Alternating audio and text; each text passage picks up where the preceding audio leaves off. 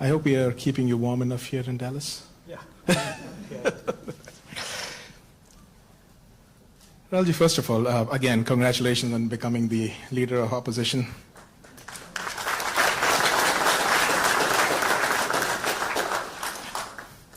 A few of my students came to me and they asked one simple question. It's like, what does his day-to-day as the leader of opposition look like? So can you tell them what exactly do you do in that role? Yeah, first, thank you very much for coming here. It's an honor for me to come, and lovely to see so many people from back home, so many students.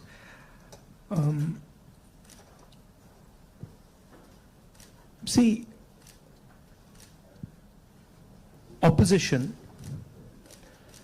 at its heart, is the voice of people. So, if you have parliament, of course, there's a whole sequence of events that go on, but what you're generally thinking about is where and how can I raise issues of the people of India. And you're thinking from a individual perspective, and you're also thinking from a group perspective, you're thinking from a industry perspective, you're thinking from a farmer perspective, and the important thing is that you do it sensitively and after listening and understanding carefully. So very often,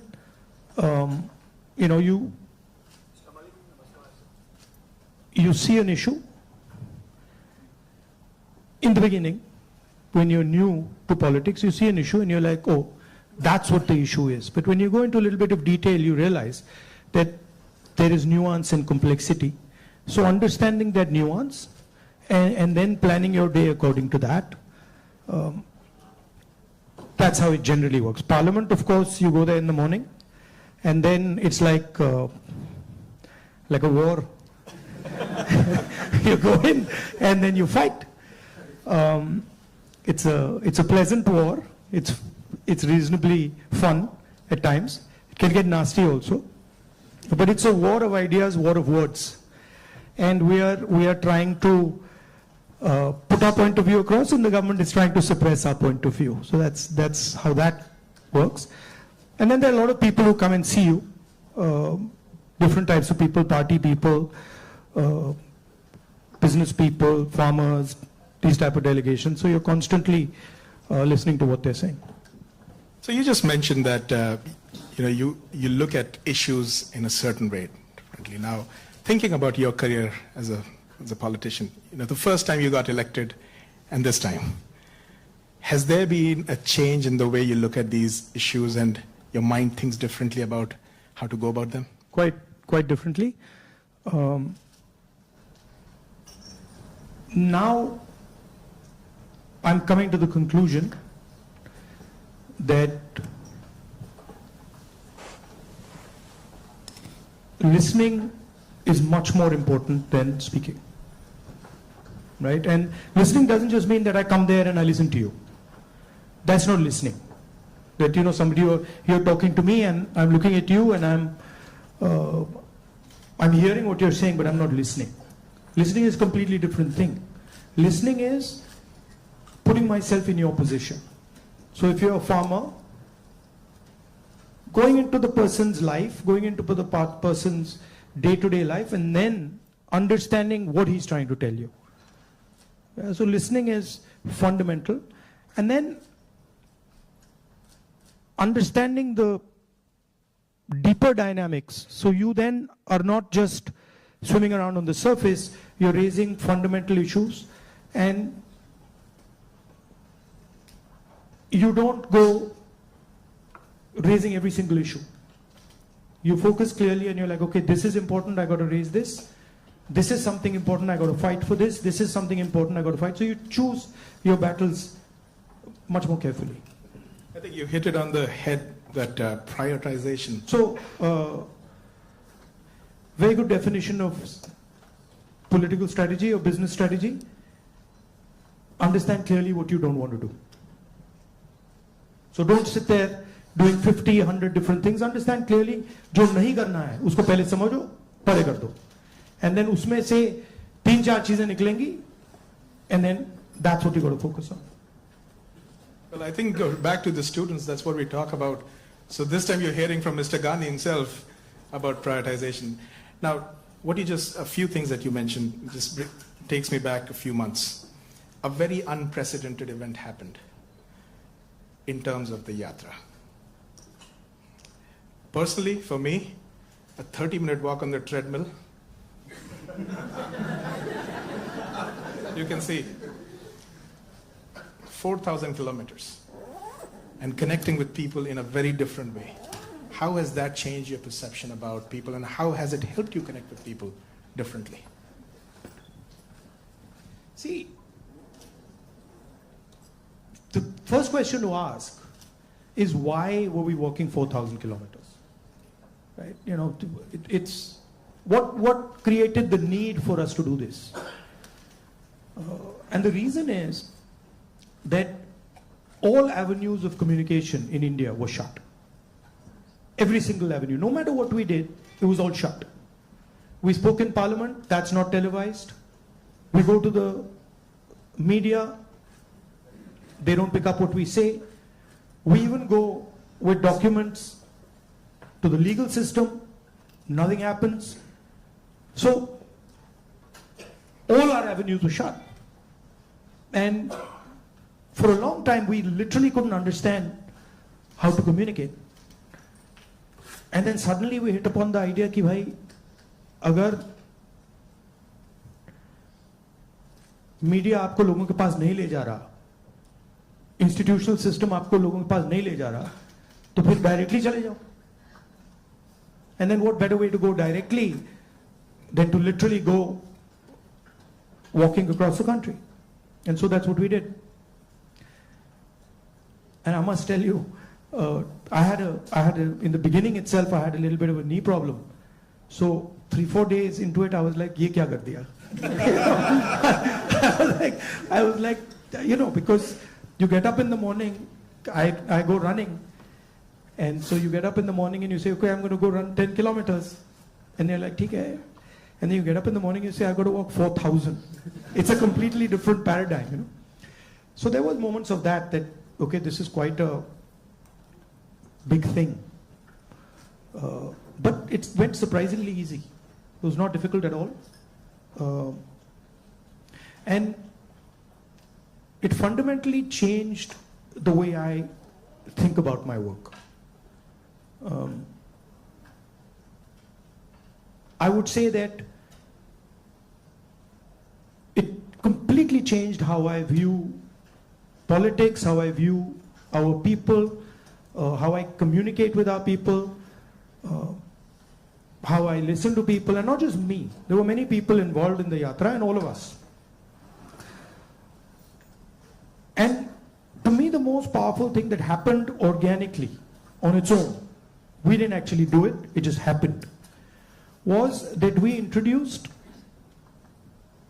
certainly for the first time in India, possibly for the first time in many, many countries, the idea of love in politics. And this seems strange, you know, it's a strange thing because you look at the political discourse in most countries and you will never find the word love in that discourse. It just doesn't exist anywhere. You'll find hatred, you'll find anger, you'll find unfairness, you'll find corruption, you'll find all these words. But you will never find the word love in the language. And the Bharat Jodo Yatra actually introduced that idea into the Indian political system. And it has amazed me how that idea has worked. So now when you reflect on the yatra, you think about, you know, some of the key moments that happened. Is there any like an aha moment that you want to share with us that you never expected it to happen, but it happened in a positive way? I'll tell you, what I realized, and many of you people who are in business school and other public facing spaces, I realized that actually when I was in the yatra was speaking on its own. So I realized that I was there, but pretty much everything that was coming out of my mouth was actually coming from the yatra, not from me. Right? So there was thousands of people, they were telling me things, I was listening to them, they were telling me things, and then their words were coming out of my mouth. So I was not communicating as Rahul. I was communicating as the yatra was communicating. And it took me a little while to figure this out, because first I was like, oh, I'm giving a speech and I have this idea and I'm going to say this. But then suddenly it started to occur to me that every single thing coming out of my mouth is actually things people have said to me. And the most beautiful example of this was this slogan that came, which is "Nafrat ke bazaar mein mohabbat ki dukaan khol rahe ho," right? Now you're clapping, but the slogan did not come, it was not my slogan, right? It was not even a slogan of the organizers. It was a guy who came, I saw him, and he was walking with us, and there was a rope which used to surround us, and he was trying to come in, and he couldn't come in. The police would beat him. So I saw him once there, then I saw him somewhere else. And then I told Alankar, who's standing there, I said, "Dekho, usko le aao." So anyway, Alankar went looking for him, he had disappeared. Then after some time he came out, he charged through the police, and then he pointed at me like that. And he said, "मैं जानता हूँ आप क्या कर रहे हो, मैं जानता हूँ आप क्या कर रहे हो." So I said, "क्या कर रहा हूँ?" He said, "आप नफरत के बाजार में मोहब्बत की दुकान खोल रहे हो." Right? So then I realized that this is not me. This is the sentiment of the crowd that is speaking. And so that would happen again and again. It would happen sometime. Once it happened when a woman came up to me, held my hand, is walking, and I could feel that something was wrong with the way she was holding my hand. So I said, "क्या हुआ?" She said, "वो मुझे मार रहा है." I said, "कौन मार रहा है?" He said, "मेरा पति मार रहा है." तो I said, "मतलब?" She said, "नहीं, वो अभी मुझे मार रहा था, मैं भाग के आई हूं." So I said, "तो क्या करूं?" तो I said, "पुलिस वालों को बताएं?" She said, नहीं, पुलिस वालों को मत बताओ." I said, "क्यों?" She said, "और मारेगा." Now, that's a sentiment of thousands and thousands. I realize that's a sentiment of thousands and thousands of women. That they're being mistreated, they're being treated violently, but they can't say anything. It's hidden. Right? So now when I'm speaking to you right now, I'm saying these things to you, it's not me. It's that girl who's saying it to you. I just transmitted it.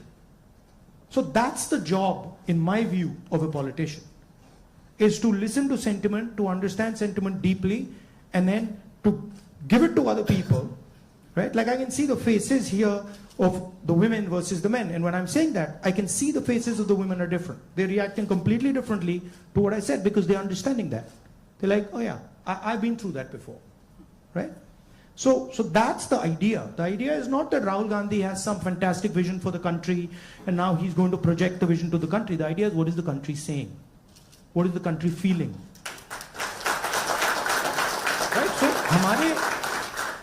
in our system, I always used to wonder why this idea of sort of annihilation of the person. You know, if you look at Mahatma Gandhi, you see him in a sense destroying himself. You know, when he's in university, if you see his pictures, they're very nice suit, very nice hair combed, and then slowly you start to see that those things start to fall away. His clothes fall away, his fancy suits fall away, everything falls away. So there's a sort of almost a destruction of the person taking place. And you can see this in many of our leaders. And the reason it's happening is because the person is actually dying and the voice of other people is taking over, right? I don't know, I'll give you an example. Do you know what devta means in the term devta? Do you know what it means? Yes. No. What? No, it doesn't mean God. The deity. No, doesn't mean the deity. So Devta in India actually means a person whose internal feelings are exactly the same as his external expression. Meaning he's a completely transparent being. Right? It does not mean God. So if this person tells me every single thing that he believes or he thinks, and he tells it to me, that's the definition of Devta. Right? It's the idea that you destroy yourself. Right?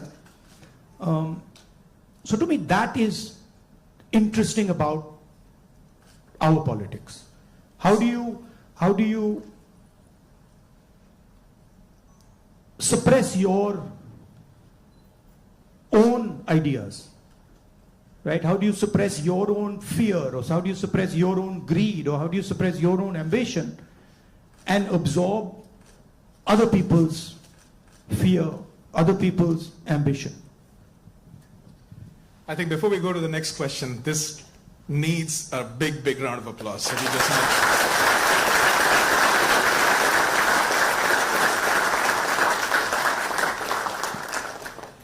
If you look at our big leaders, and historically, and you can see extreme, so you can see a Buddha who's extreme, you can see Bhagwan Ram, same thing, you can see Mahatma Gandhi. The basic idea is the destruction of the identity. The basic idea is the destruction. No. The basic idea is the destruction of the self, right? And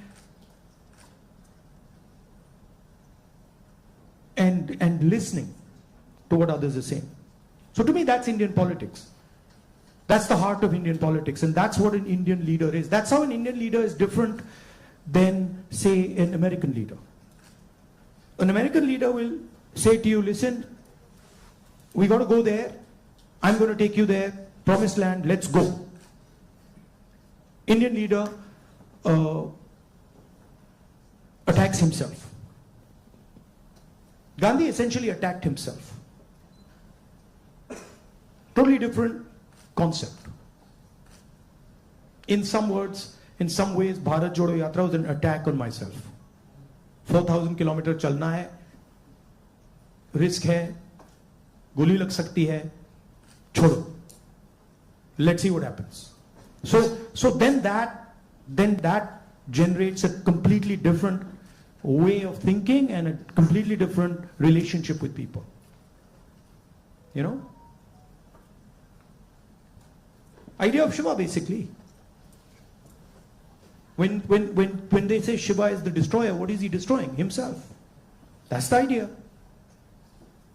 Right? He's destroying his ego, he's destroying his structure, he's destroying his beliefs. So Indian political thought, Indian political action is all going inwards. But I mean, I think we might be getting too philosophical.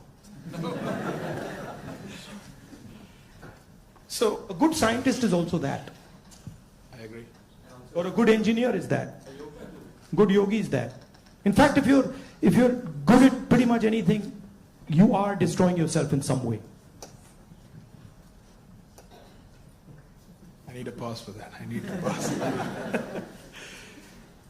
One of the important threads in this fabric that we talk about is the youth, and they have a very strong role to play. And especially when you look at US and India, and I see all the students that come in, one of the greatest joys for us here is to work with our students. They just energize us beyond limits. More than 300,000 of them are in the US. About 4,000 of them from India are here at UTD. Where do you see them playing a role in the large scheme of things that India is poised towards? These ambassadors who are sitting here, and of course there are some who have come before and are doing great things here in the US.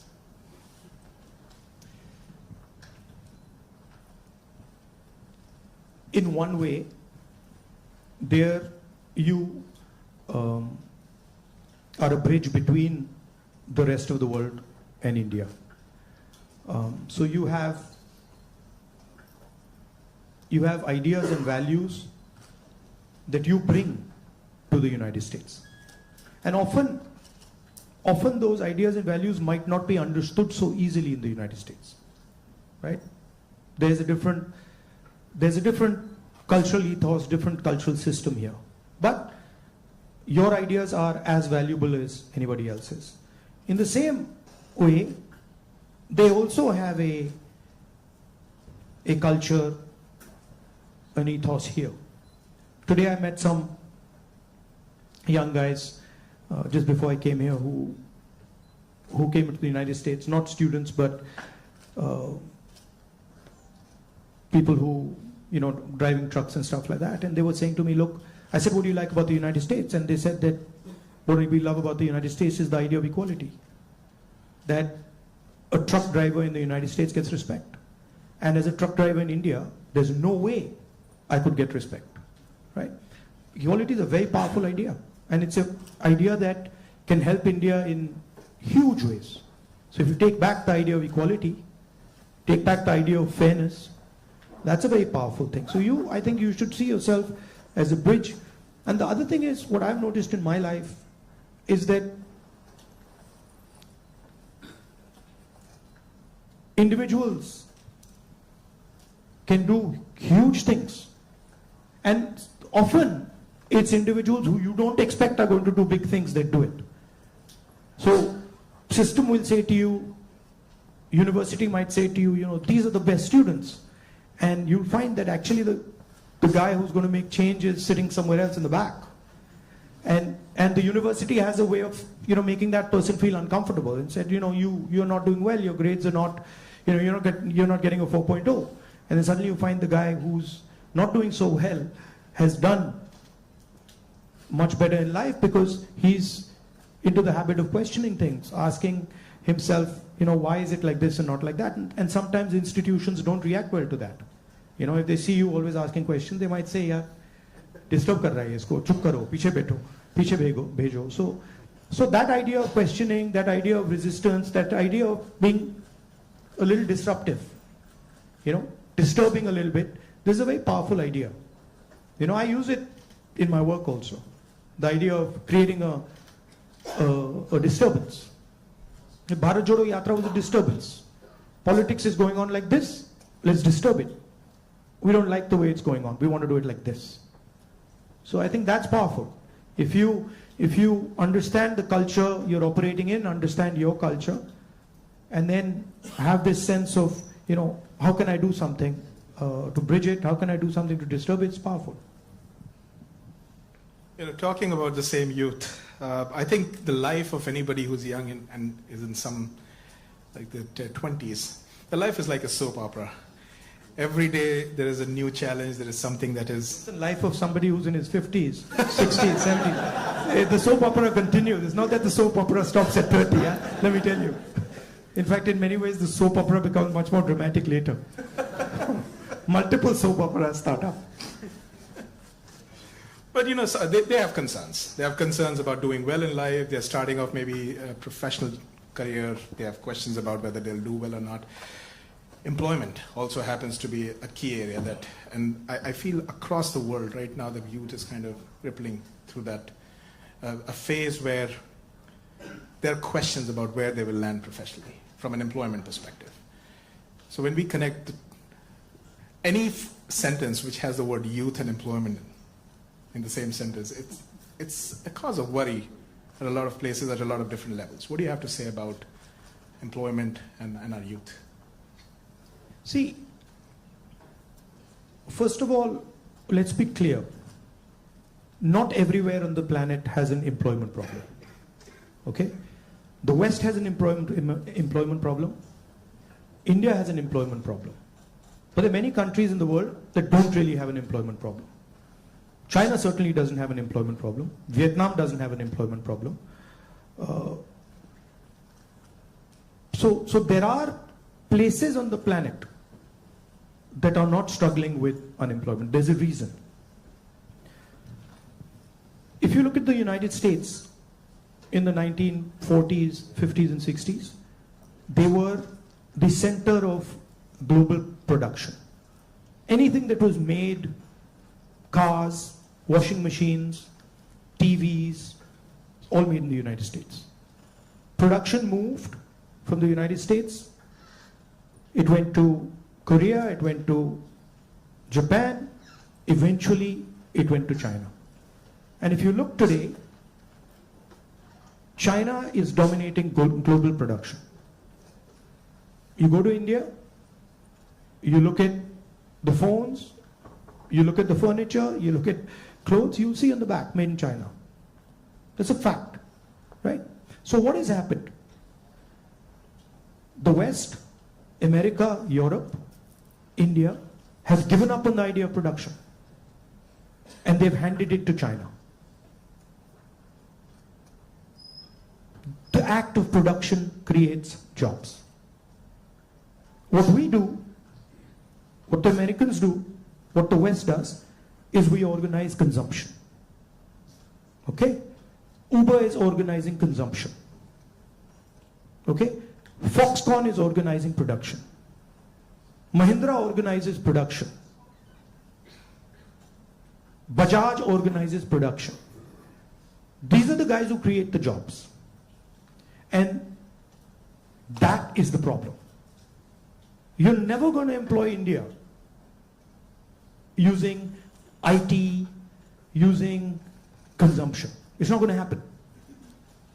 So India has to think about the act of production and organizing production. And India has to, it's not acceptable that India simply says, okay, manufacturing, what you call manufacturing or production is going to be the preserve of the Chinese, it's going to be the preserve of the Vietnamese, it's going to be the preserve of the Bangladeshis, right? Bangladesh completely outcompetes us in textiles.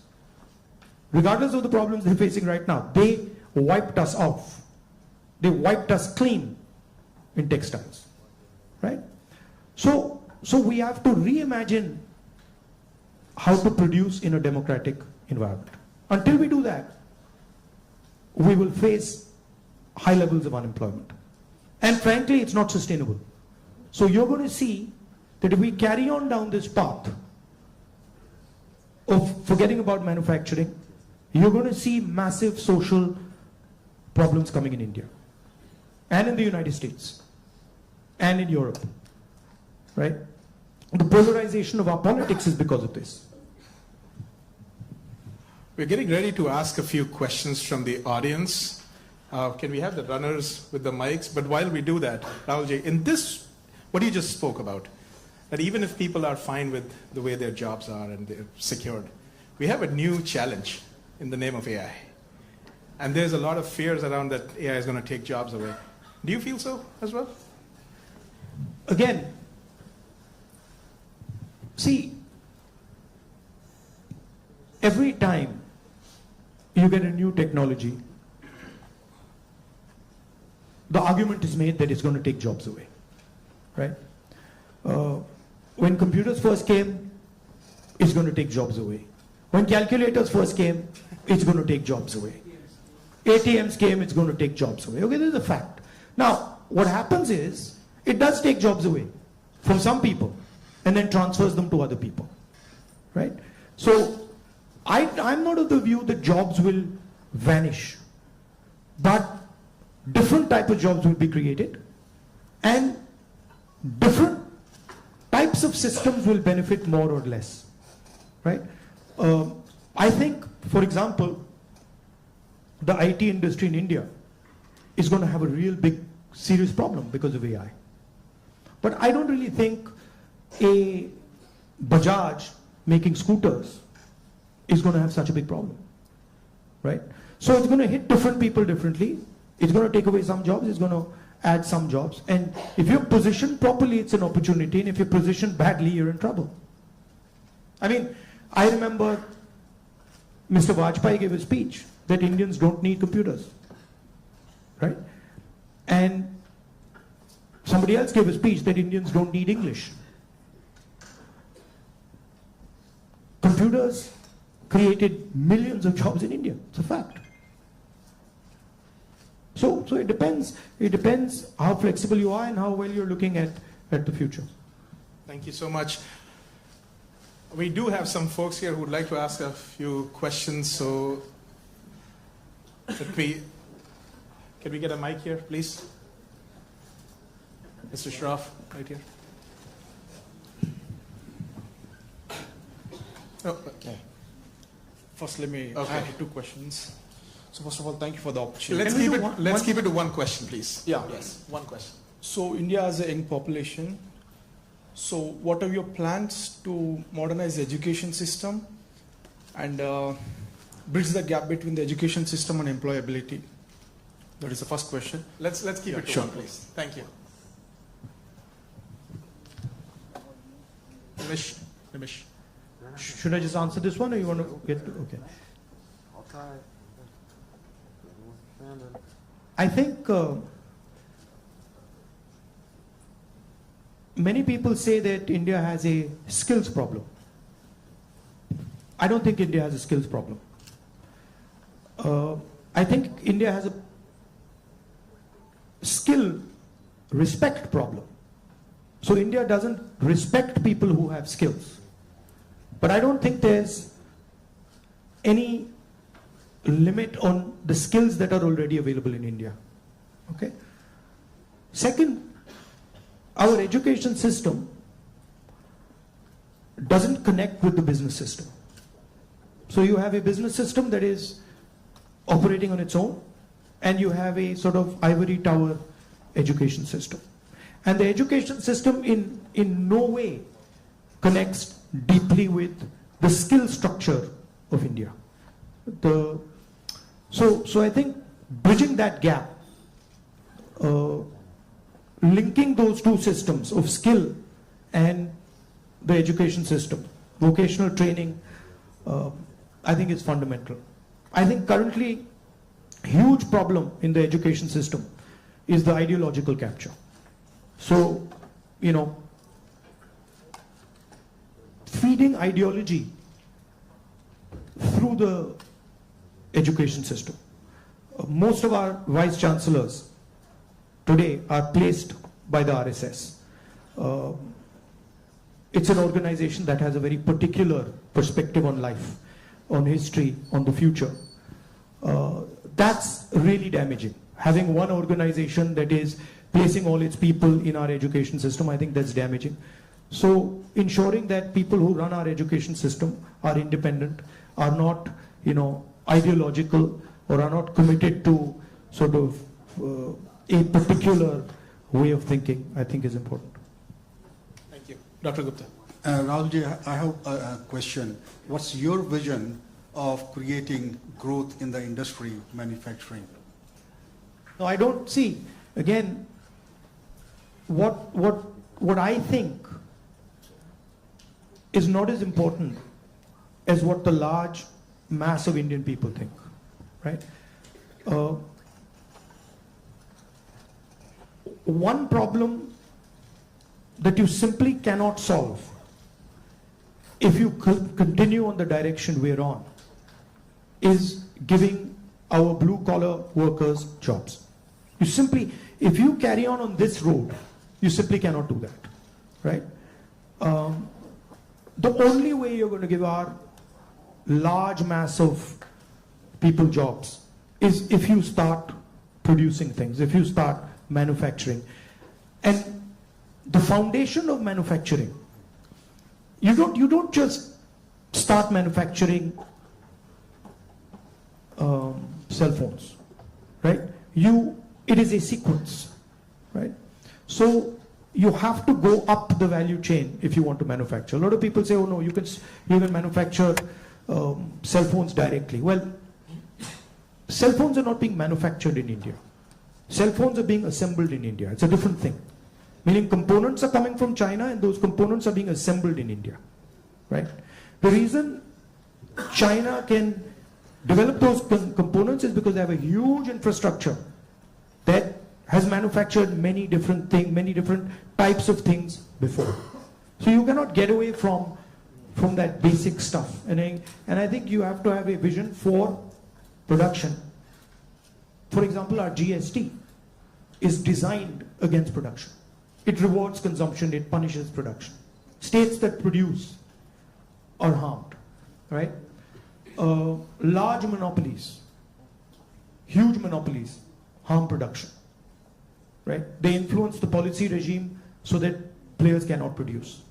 So these are some of the things that you would have to look at if you want India to start producing. I'm convinced India can produce with no problem.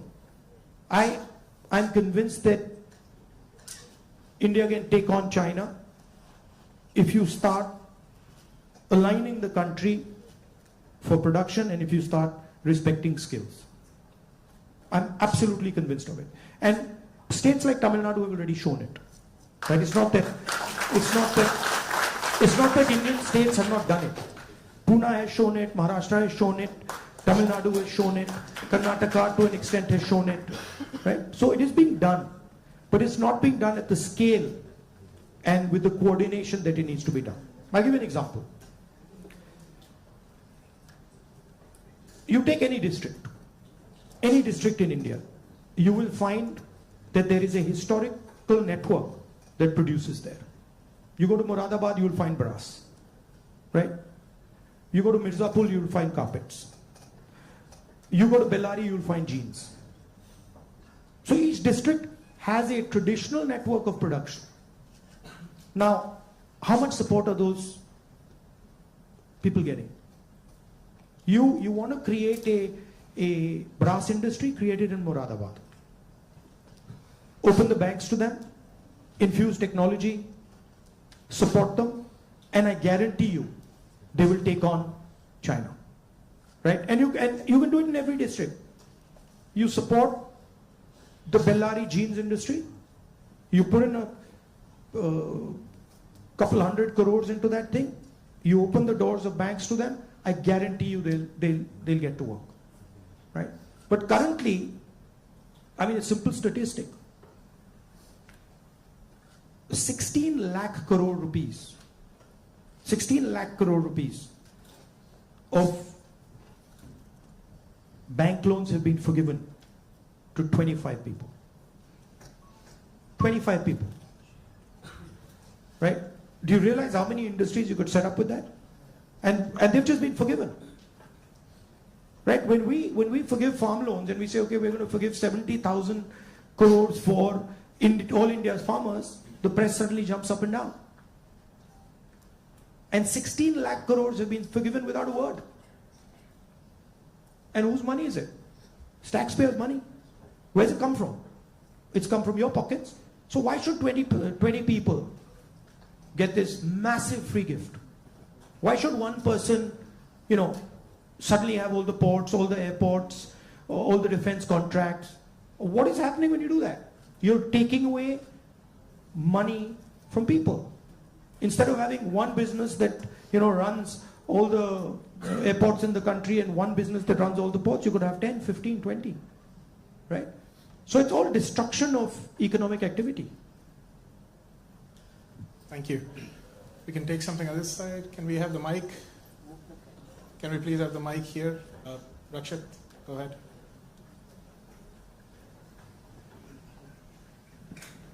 Hello, Rahulji. My name is Rakshit. First of all, thank you so much for being here. We feel so privileged. So my question is, how do you think we as students and youth contribute to and get involved in public service and the development of our country? Come and work with us. We can show you. But realize that neither is it easy, and it's not fun all the time. It can be unpleasant, it can be hard, but it's got its, you do get gratification from it, but it's not easy. And if any of you are interested in it, we run internships and we put people into our system and train people. Thank you. We had a question here, Mr. Shroff. Rahulji, first of all, thank you for coming here and gracing UTD with your presence. I'm a faculty and I also represent a lot of students, so I'd like to ask, for everything we look at it and say there is always something you can even do better for something that you haven't done successfully. So looking back, Bharat Jodo Yatra was so successful. Couple of things what you could have done differently if you did it now. No, look, every single thing that you do, I mean, I'm sure if we sit down and say, okay, Bharat Jodo Yatra, we could have done it better, right? There's nothing that you do that you couldn't have done better or you can't do better. And that's just how life works. And these are choices. So I don't think I've ever done anything perfect in my life. And I don't think I will ever do anything perfect in my life. But it's a learning experience, right? So you start off, you try something, doesn't work, you do it again, and then it works. Yeah. Thank you. Take another question. One thing that I didn't think was important, because of something my father said to me once, which is strange, which turns out is quite important, which is that once my father told me, look, you know, if you work properly, you don't need to tell anybody about it. Work speaks for itself. But it's actually not true. It's a strange thing, it's not true. You've got to communicate it. And the one thing I have fundamentally changed is that earlier I would do something and I wouldn't communicate it. And now I do something and I communicate it. You know, it's not actually my nature. My nature is actually just to do it and not communicate it. But I think it is important that you communicate. It should be a two-way trust. Yeah.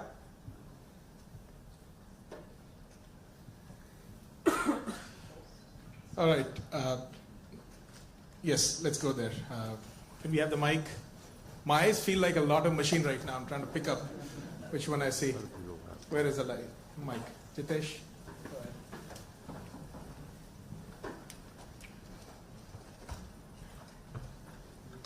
Thank you, Rahulji.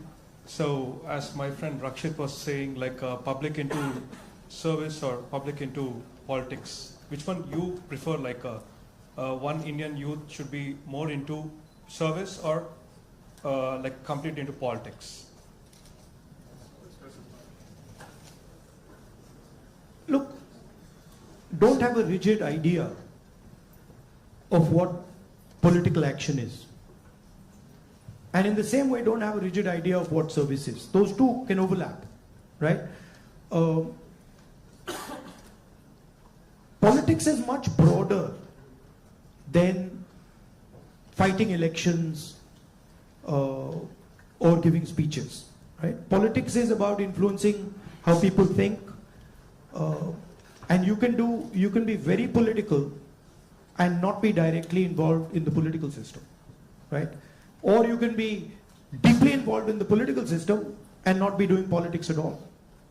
So I don't think you should think that those are two different avenues. You should do what you like. And in what you like, you can do politics without a problem. I think we have time for another couple of questions, right? So, Dr. Mehrotra, can we have the mic here, please?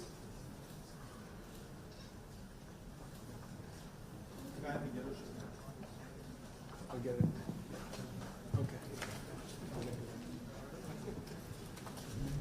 First off, thanks a lot for being here. It's a rare opportunity and we're truly grateful.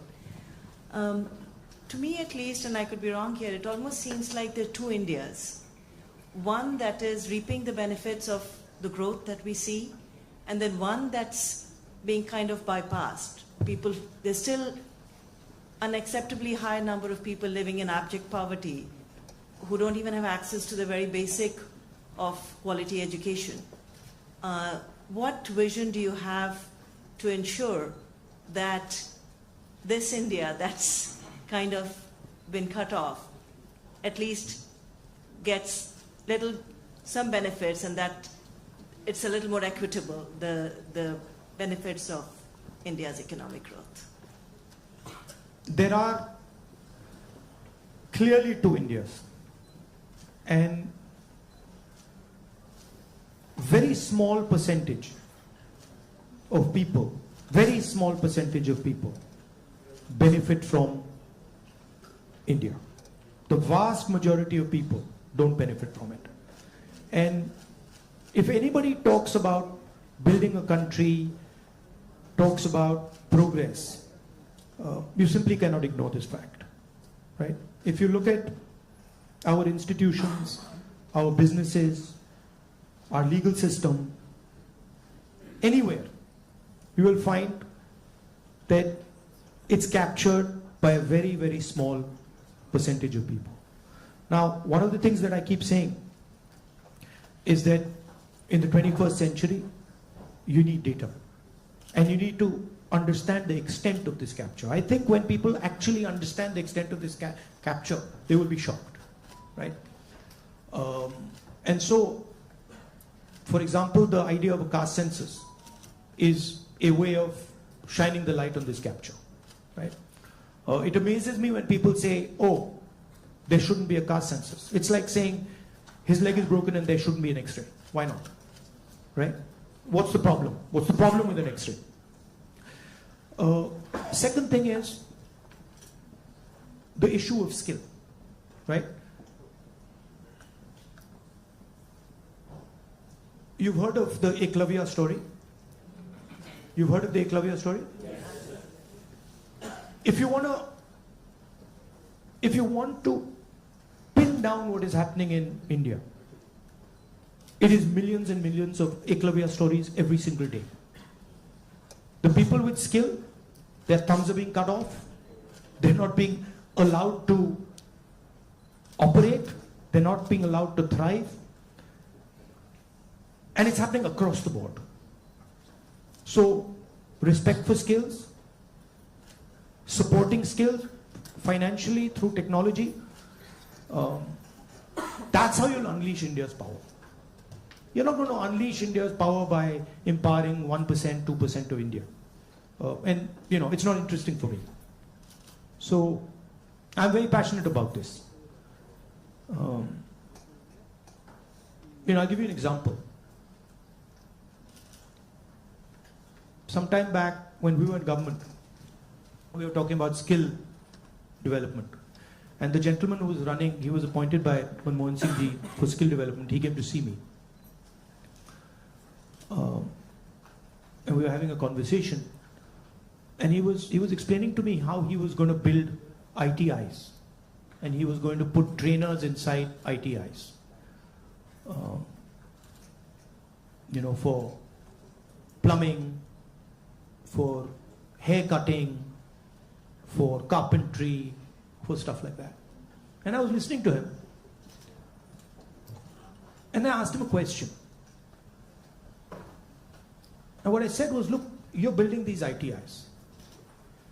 And I gave him an example. I said, let's say you want to train 1 million barbers. Now in your model, what you're going to do is, you're going to have these ITIs, 1,000 of them across the country, and you'll train these barbers. But that's not where the barber's skills lie. That ITI is not where the barber's skills are. The barber's skills are with the barbers. So I said to him, why don't you do this? Why don't you set up certification centers? And then go to every single barber in India and say, listen, this is what we'd like you to train. For every guy you send to our certification center, we'll give you X amount of rupees. So let's say you have, 1 million barbers in India. And you go to 1 million barbers and you say, listen, you guys have the skills. We want to train barbers. And now start training barbers. And for every guy you train, send him to the certification center. And the moment we find that he's certified and he has been sent by you, we pay you. How long will it take you to 1 million barbers? 2 months? 3 months? Right? He just looked at me as if I was crazy. Right? Because for him, the skill isn't there. The skill isn't the ITI. But actually the skill is with the barbers, with the plumbers, with the carpenters. Those guys have the skill. That's the skill network. So why are you not using it to train? Just recently I went to I was driving past Sultanpur and I walked up to this shoemaker. It was amazing because the guy says to me, you know, I said, what's your biggest problem? He says, I've been working here for 40 years and nobody has ever respected me. So he says to me, the only man who has ever respected me is my father. Right? So I was thinking about this. And then he says to me, you know, there was this scheme. And they said that, you know, they've got this scheme for shoemakers. It was in Lucknow somewhere. So he says, so I, you know, went to Lucknow. And I said, so what did they do? They said, well, they said they're going to teach me how to make shoes. He says, but I've been making shoes for 40 years. And I could teach those people how to make shoes. Right? So it's a fundamental disconnect with where the skills are. There's no shortage of skills in India. There's shortage of respect of skills in India. So you want to find the best carpenters in the world, they're sitting in India. But nobody respects their skill. Nobody actually tells them, we believe in you and we want you to build something. Right? So you can't build industry without respecting skill. Thank you.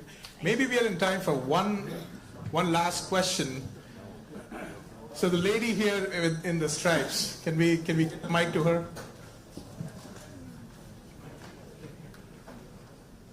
And I request our ISA officers to come on this side, please, on the stage, while we do that. Go ahead. So as we all know, the female labor participation in India is quite abysmally low, and no country can ever progress or become developed with only 50% of their population working. So what would Mr. Gandhi's plan be for increasing our labor participation of women? And not just labor participation. It starts with a bad attitude that Indian males have towards women. And I don't mean every single Indian male, but a large number of Indian males' attitudes towards women is just, it's ridiculous, right? So it starts there. And it's a particular way of thinking about women. And we see it in the political system, we see it in the business system, we see it everywhere. So I'm very big, number one, on political participation of women. Reservation bill to start with. Ensuring that women get into business. Ensuring that women are supported financially if they want to open their business. And then making sure that it is made easier for women to participate, right? Women have their own particular issues that you need to take care of before they can start to participate. So I think the first thing is of thinking of women the same way you think of men, right? That they can do anything men can do, if not better, and that they are equal and better in many, many things. Yeah. Also, by the way, this is part of the ideological fight between the BJP and us, right? The BJP and the RSS believe that women should be restricted to a particular role. They should stay at home, they should cook the food, they should not talk too much, right? And we believe that women should be allowed to aspire to whatever they want to do. Mr. Gandhi, if I just say that it was great having you on campus, that is a big, big understatement. But can we give him a round of applause?